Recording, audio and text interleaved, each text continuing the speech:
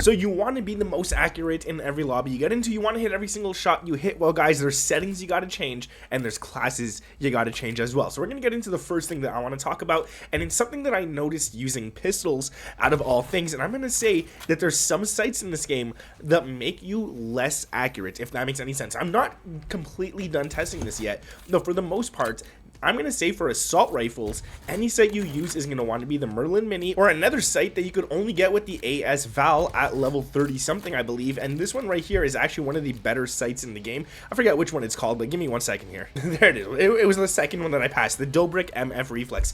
This one right here is probably the most accurate sight that I've done in my testing, all right? So I use it in private match. When you actually use this thing, it's really good. It is accurate. Most shots hit way more often than some of the other sites, but if you only have, like myself, the Kepler or the Merlin or something like that, I'm gonna say, guys, the one that you're gonna want to use is gonna be the Merlin Mini or the Kepler Microflex, right? So make sure you're using stuff like this, okay? Don't go and use the Merlin Reflex or this Volkishli whatever reflex, I can't pronounce it. Don't use those, they just make you less accurate. And then the underbarrel, I've said this since months ago, I think like 2 or 3 months ago when the game first came out, I said that the precision foregrip is better than the vertical foregrip, and the reason for that, we'll go into this right here, into the firing range, and I'm going to show you guys that when you ADS with this right here, let me get right on the character, right around his shoulder, okay? When you ADS with this, the first shot you take is 99% of the time going to hit. As you guys saw, one of them did miss, and that's because I did aim a little upwards and stuff. But if I were to go ahead and if I were to just change one of these attachments here, if I were to show you guys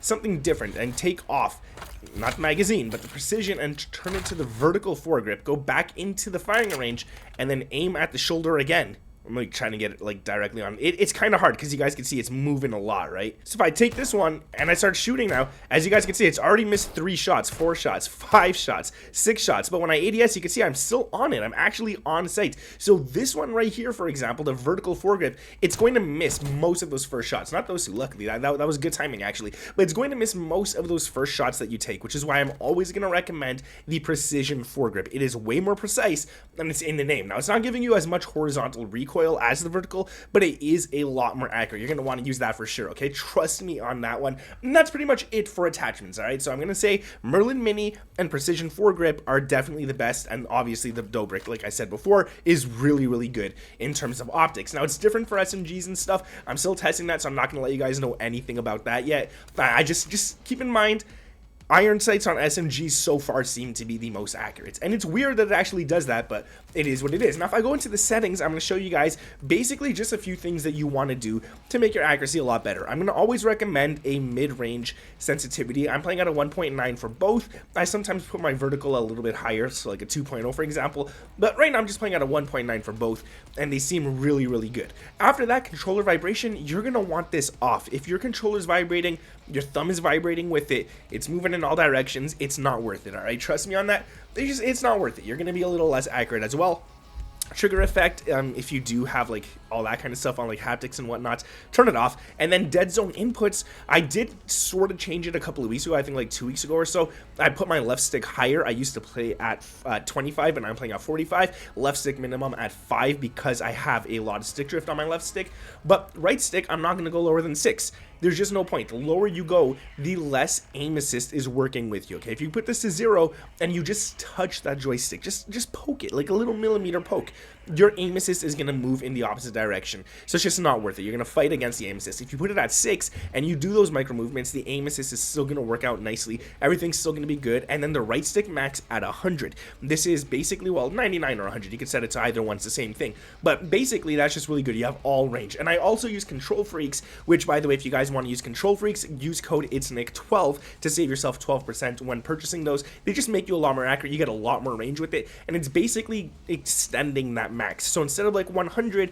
think about getting 150. You can't put it to 150 in the settings, but with a Control Freak on your controller, which is completely illegal, you can't get banned for using those, it's going to be like a 150, so it's really good, all right? And while we're on that topic, if you guys want to go down in the description, I also got a no-lag VPN affiliate link if you guys want to go ahead and get that as well. Get yourself some slightly easier lobbies, man, because we know Black Ops 6's skill-based matchmaking is worse than ranked play for some reason on multiplayer, but it is what it is. Let's get back into the tips. Now, before I go into the aiming settings and all that, let me just show you guys one last thing right here, okay? So if I'm using this gun, I go to the firing range, I want to show you just something really, really simple, okay? When you're aiming down sights, and let's say this character's moving, don't use your right stick to follow him, all right? Obviously, use it a little bit to stay on target, but what you want to do is move left to right. As you guys can see, look at that little red dot. It's trying to stay, like it's moving on its own. I'm not touching my right stick. It's moving on its own. If you move with it, as you guys can see, it's trying to like bounce and stay on target and stuff. It's really, really good. I'm not touching my right stick at all, like, and it's staying glued onto that target for the most part.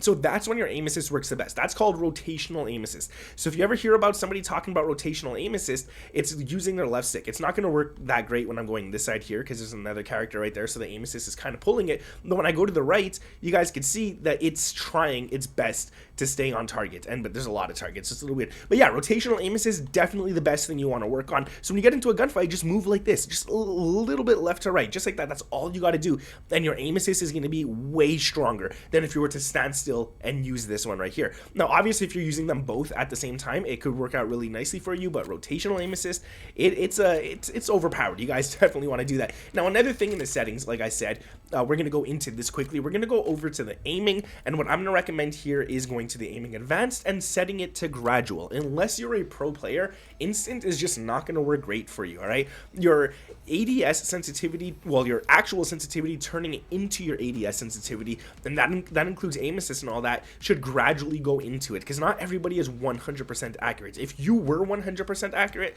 I'd say go to instant, but if you don't have your crosshairs lined up on the enemy every single gunfight before you ADS, instant is not worth it. So definitely play on gradual. This way, even if you're still lining up your shots as you're ADSing, your sensitivity doesn't get all messed up and stuff. And then you're going to want to play linear. Linear's the best, all right? I'm going to always say linear's the best. I like dynamic for a long time, did a lot more testing, and linear is definitely the best. I used to always say dynamic was the best, but honestly, linear is actually the best. And then I actually, this right here, I kept it at 0.80 because I want to show you guys something.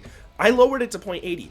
And when you lower it to 0.80, it's closer to standard, right? So we're playing on linear, but now we're closer to standard because it's on 0.80 for the curve slope scale. Set it to 1, all right, guys? Set it to 1. Don't lower this at all.